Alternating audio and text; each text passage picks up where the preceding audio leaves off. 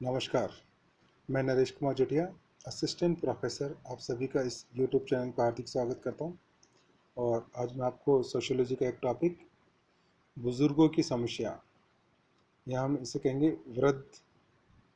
वृद्धों की समस्या, प्रॉब्लम ऑफ एल्डरली, इस टॉपिक के ऊपर मैं आपको डिस्कस करने जा रहा हूं। देश के अंदर, समाज के अंदर एक बहुत बड़े संख्या के अंदर वृद्ध लोग निवास करते हैं और इन लोगों की काफ़ी समस्या होती है, जिनके बारे में हम इस टॉपिक में चर्चा करने जा रहे हैं।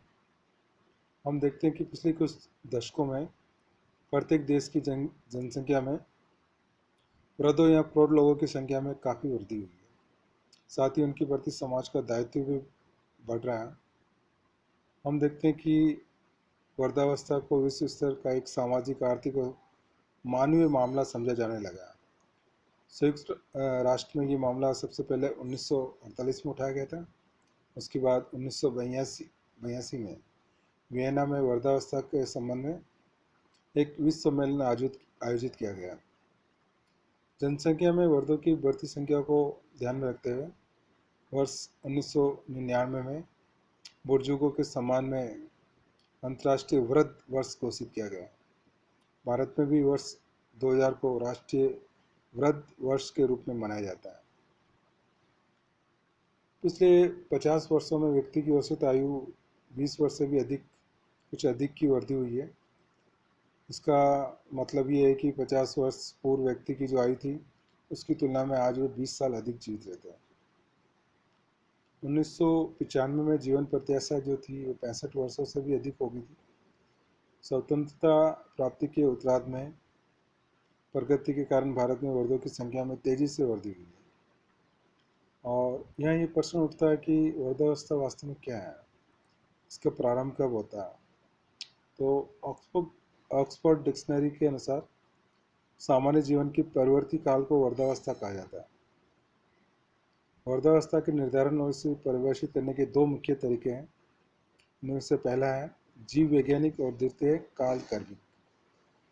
जीव वैज्ञानिक दृष्टि से सामान्यतः वृद्ध होने में समय के साथ साथ शरीर ढांचे और कार्य प्रणाली में कर्म से ऐसे परिवर्तन आते हैं जिन्हें बदला नहीं जा सकता।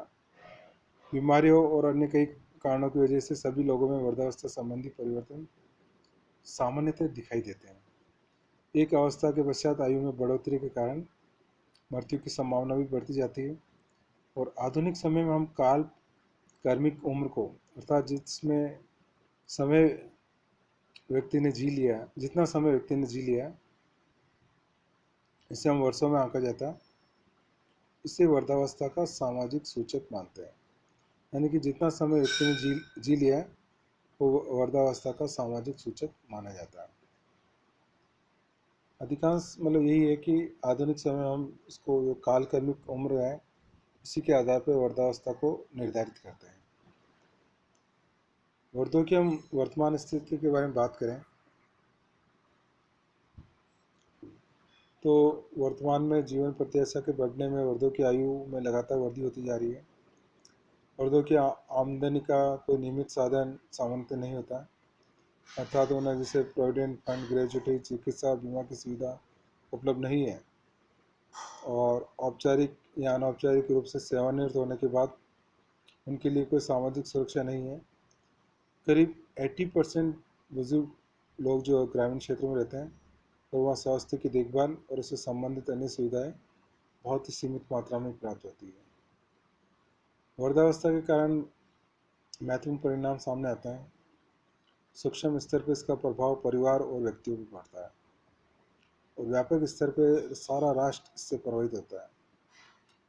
वृद्ध लोगों में से करीब 33% लोग गरीबी रेखा के नीचे जीवन बिता रहे हैं, जबकि अन्य 33% लोग इस रेखा से थोड़ा सा ऊपर का जीवन जी रहे हैं। निम्न आयु वर्ग के करीब 66% बुजुर्गों की आर्थिक स्थिति कमजोर है। इसका प्रमुख कारण है आजीविका की असुरक्षा। ये असुरक्षा वृद्धावस्था में बीमारी और शारीरिक अक्षमताओं, लाभप्रद गतिविधियों में अवसर की कमी और परिवार से सहयोग नहीं मिलना या बहुत कम सहयोग मिलना आदि कारणों से होता है। वृद्ध महिलाओं की स्थिति तो और भी अधिक चिंता का विषय होता है। बुजुर्गों में 48.2% महिलाएं हैं और आने वाले समय में भारत में वर्ग आबादी में महिलाओं की संख्या पुरुषों से अधिक हो सकती है। भारत में बुजुर्ग महिलाओं को 3 प्रकार की कठिनाइयों का सामना करना पड़ता है। पहला है पितृसत्तात्मक समाज व्यवस्था में महिलाएं, और दूसरा है आर्थिक दृष्टि से वे दूसरों पर निर्भर हैं और बुजुर्ग हैं, और तीसरा है अगर वे विधवा भी है तो उनके लिए कठिनाई और भी बढ़ जाती है। औरतों की जो प्रमुख समस्या है उसको हम 4 भागों में वर्गीकृत कर सकते हैं। पहला है सामाजिक सांस्कृतिक समस्या, दूसरा है आर्थिक समस्याएं, तीसरा है स्वास्थ्य संबंधी समस्याएं, और चौथा है जीवन के प्रति परिवर्तित रुख। अनेक कारणों से हम देखते हैं कि पारंपरिक जो सहयोग है वो कार्यक्रम काफ़ी कमज़ोर पड़ता जा रहा है। इसके लिए नगरीकरण, आधुनिकीकरण, आतंकवाद, गरीबी, आर्थिक सुरक्षा जैसे तनाव उत्तरदायी है। पारिवारिक संसाधनों की कमी की वजह से बुजुर्गों को प्राय बाहर स्वरूप देखा जाने लगा है। भारत में गरीबी और निम्न आय के कारण वृद्ध लोग अपने पुत्रों और परिवार के अन्य सदस्यों पर आश्रित हो गए हैं। प्रौढ़ आश्रितता के अनुपात में दिनों दिन वृद्धि होती जा रही है और पुरुषों की तुलना में स्त्रियों को ये आश्रितता का अनुपात जो है अधिक होता है। वृद्धावस्था के कारण स्वास्थ्य संबंधी जो प्रमुख गड़बड़ियाँ सामने आती है उसमें मोटापा, ऑस्टियोपोरोसिस, आर्थराइटिस, चिंता, तनाव, कब्ज आदि है। धूम्रपान अथवा कोई भी अन्य नशा करने वाले व्यक्ति को कई प्रकार की बीमारियां वृद्धावस्था में आ गिरती है। कई बीमारियों को नियंत्रित किया जा सकता है। वास्तविकता ये है कि वृद्धजनों के स्वास्थ्य को उतना महत्व नहीं मिल पाता जितना मिलना चाहिए, और ग्रामीण क्षेत्र में बुजुर्ग स्वयं प्राथमिक जो स्वास्थ्य केंद्र है वहाँ तक नहीं पहुँच पाता है। बीमार वृद्ध व्यक्तियों के लिए जो वहाँ तक पहुँचाना और भी कठिन हो जाता है। ऐसे क्षेत्रों में गैर सरकारी संगठन जल स्वास्थ्य इकाइयों के माध्यम से बुजुर्गों की स्वास्थ्य संबंधी समस्या को हल करने में काफ़ी योग दिया जा सकता है। वृद्धों की भावनात्मक समस्या भी कई रूप और कई कारण हैं। वृद्ध व्यक्तियों का जीवन के प्रति रवैया समय के साथ साथ बदलता रहता है। बुजुर्ग व्यक्ति जिस वातावरण में रहते हैं उनके प्रति उनकी काफ़ी संवेदनशीलता पाई जाती है। परिवारजनों से अलगाव के कारण कई वृद्धजनों को अकेलापन, निराशा और अप्रसन्नता और दुष्परिणाम उत्पन्न हो सकते हैं। वृद्ध लोग अपने आप को दूसरों का बोझ महसूस करते हैं तो कई तो शीघ्र ही जीवन से छुटकारा पाना चाहते हैं, और ऐसे लोग अकेलेपन और दुख दर्द और उनकी बात को कोई सुनने वाला नहीं होने के कारण अपने जीवन से ऊब जाते हैं। और यदि ऐसे वृद्ध लोगों में पति पत्नी में से एक की मृत्यु हो जाती है तो दूसरे के लिए एकाकीपन की समस्या और भी बढ़ जाती है। देश भर में गैर सरकारी संगठनों के द्वारा ऐसे वृद्धों की देखभाल के लिए 130 केंद्र चलाए जा रहे हैं। वृद्ध लोग